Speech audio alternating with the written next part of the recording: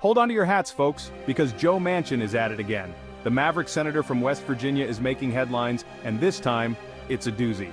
The man's like a walking, talking political earthquake, always shaking things up.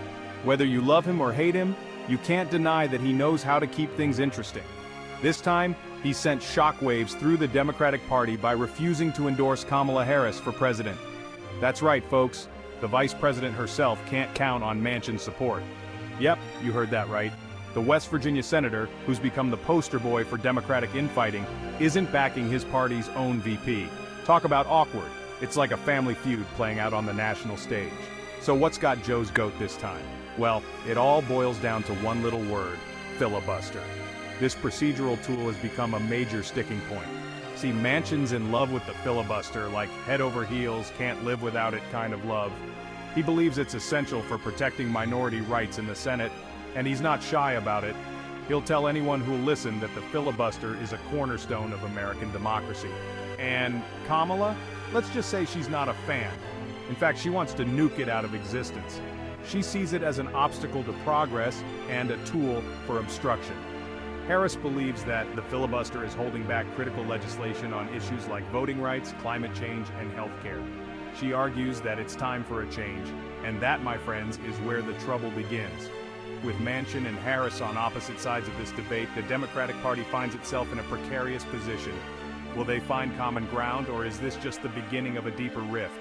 Only time will tell. Now, for those of you who haven't been glued to C-SPAN, and really who has time for that, the filibuster is this quirky little rule in the Senate that basically lets one senator hold up a vote just by talking and talking and talking. Imagine someone standing there, reading from a phone book or reciting recipes, all to delay a vote. It's a tactic that can be both fascinating and frustrating, depending on which side of the issue you're on. Think of it like that friend who just won't shut up at a party, only with the fate of democracy hanging in the balance. It's like a never-ending monologue that everyone has to sit through, whether they like it or not.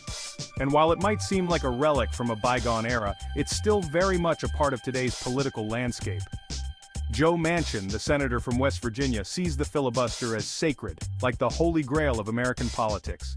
To him, it's a tool that ensures every voice is heard, no matter how small. He believes that without it, the Senate would lose its unique character and become just another partisan battleground.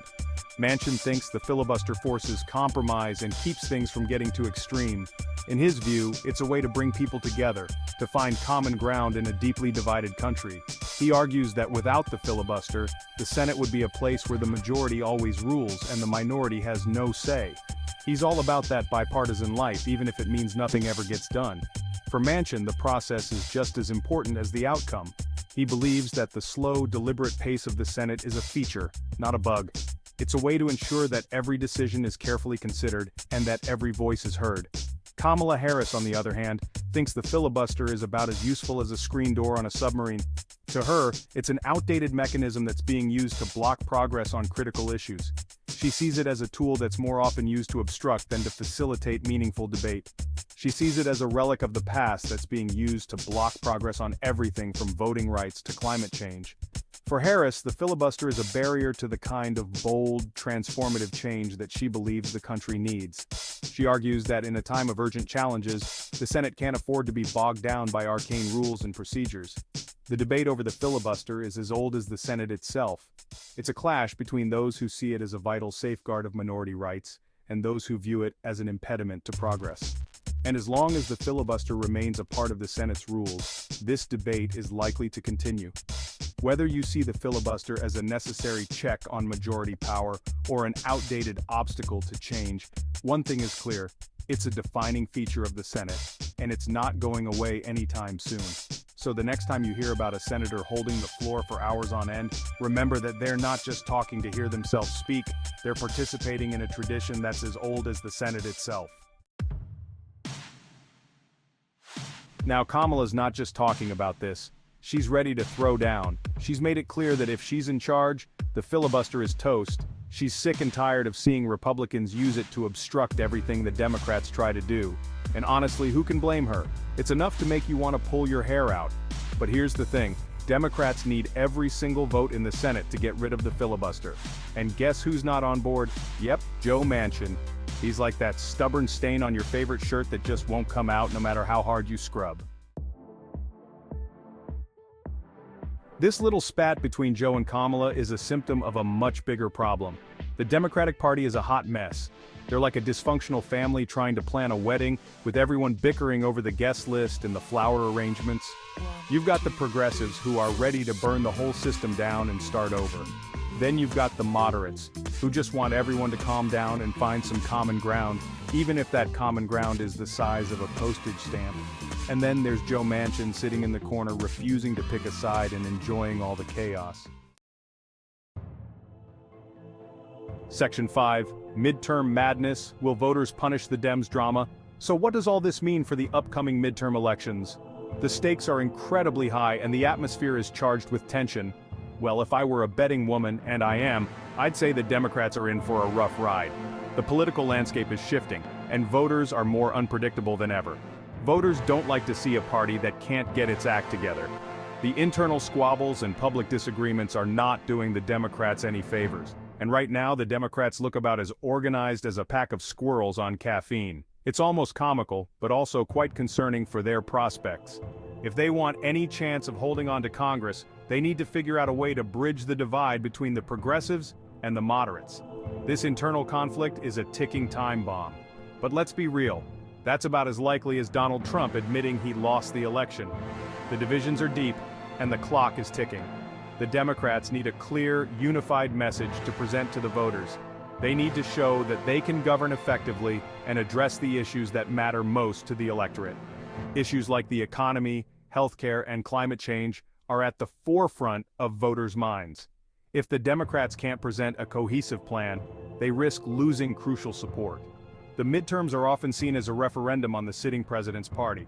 With so much at stake, the Democrats can't afford to be seen as disorganized or out of touch. As the election night approaches, all eyes will be on the Democrats to see if they can pull it together.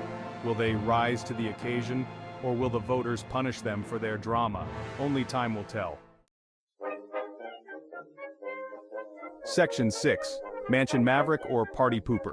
Now some people might say that Joe Manchin is a hero, a lone wolf standing up for what he believes in. They admire his willingness to buck his party and chart his own course. Others, myself included, think he's a giant pain in the ass who's more interested in holding on to his own power than in actually helping people. He's like that friend who always has to be the center of attention, even if it means ruining everyone else's good time. Section 7. What does this mean for Biden's agenda? With Manchin as the self-appointed gatekeeper of the Senate, it's going to be tough for President Biden to get anything done. Remember all those promises about fixing healthcare, tackling climate change, and making the wealthy pay their fair share? Yeah, good luck with that. Unless Biden can find a way to work with Manchin, or convince him to retire to a desert island somewhere, his presidency is going to be about as effective as a chocolate teapot. Section 8. The future of the filibuster. Change or no change. The filibuster has been around for ages, but its days might be numbered. With the Democrats getting increasingly frustrated by its use, there's a real chance they might finally pull the trigger and get rid of it. But don't hold your breath. As long as Joe Manchin is in the Senate, the filibuster is probably safe. He's like its own personal bodyguard, ready to defend it to the death. Section 9. Buckle up, America. It's going to be a bumpy ride. So, there you have it, folks. The American political landscape is a mess, and it doesn't look like it's getting any better anytime soon. With the midterms right around the corner and the 2024 presidential election looming, we're in for a wild ride. Stock up on popcorn because this is going to be one for the history books.